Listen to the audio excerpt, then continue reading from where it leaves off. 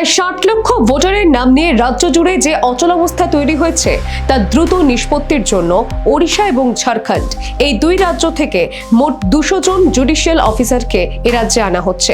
মূলত দক্ষিণবঙ্গের ৮টি জেলাকে পাখির চোখ করেই এই পদক্ষেপ করা হয়েছে। প্রশাসনিক সূত্রে খবর, এখনো পর্যন্ত মোট ৬০ লক্ষ বিচারাধীন ভোটারের মধ্যে মাত্র ৬.৫ লক্ষ নাম খতিয়ে দেখার কাজ বা অ্যাডজুডিকেশন সম্পন্ন হয়েছে। তবে কমিশন স্পষ্ট করে জানিয়েছে, নিষ্পত্তির অর্থই চূড়ান্ত ভোটার তালিকায় নাম উঠে আসা নয়। নথিপত্র যাচাইয়ের পর যাদের দাবি বৈধ বলে প্রমাণিত হবে, একমাত্র তারাই মূল তালিকায় ঠাঁই পাবে। বর্তমানে রাজ্যে ৫০৫ জন জুডিশিয়াল অফিসার এই বিশাল কর্মযজ্ঞ সামলাচ্ছেন, কিন্তু কাজের বিপুল চাপের কথা মাথায় রেখে প্রতিবেশী দুই রাজ্য থেকে ১০০ জন করে মোট ২০০ জন অফিসারকে আনা হচ্ছে।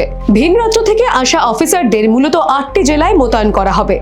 উত্তর ও দক্ষিণ ২৪ পরগনা, পূর্ব ও পশ্চিম বর্ধমান, হাওড়া, হুগলি, বীরভূম ও নদিয়া। কমিশনের লক্ষ্য, ভোটের নির্ঘণ্ট ঘোষণার আগেই এই তালিকার জট যতটা সম্ভব কাটিয়ে ফেলা। Bureau report, the wall news.